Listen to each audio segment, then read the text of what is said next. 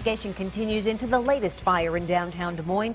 Right now, officials say the Equitable building has fire damage in crawl spaces between the second and third floors. There's also water and smoke damage in the basement and the first through third floors. And tonight, that fire is triggering a renewed call for more firefighters in the city. A Des Moines firefighter who was one of the first on scene says crews were stretched too thin, and that put some firefighters in danger. Ryan Smith is live tonight with this story. Kevin and Stacy, that's right. As you can see behind me, the cleanup efforts continue here on Locust Street. Now, back to this early Saturday morning blaze. Des Moines crews had a call in for backup from West Des Moines fire crews. Now, tonight, the local union firefighter president tells me that the city of Des Moines should not have to rely on outside resources to get the job done. It was real tough to find the fire itself. That was one of the problems that they ran into.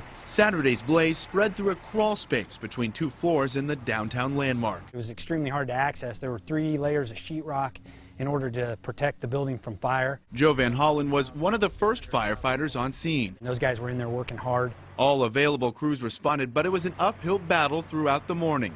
Each firefighter typically cycles through 2, maybe 3 air tanks, but that wasn't the case Saturday. We had crews that were going through 5, 6 air bottles at a time, and that's too many. 5 firefighters suffered injuries, which adds to an already stressed department.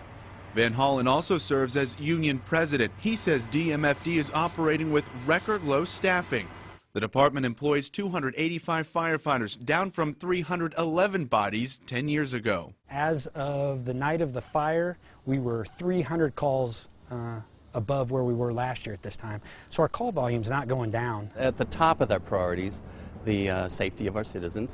Interim City Manager Larry Holst says a dip in staffing is not jeopardizing response times. The city spends about 60% of its budget on public safety. They've had to work very hard, and we've had to change a number of our systems to do the coverage that we do, but they do a very good job. We've seen that this year time and time again.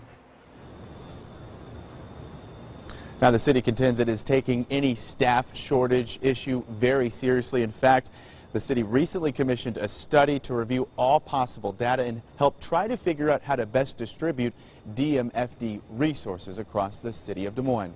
We're live downtown tonight. Ryan Smith, KCCI 8 News, Iowa's news leader.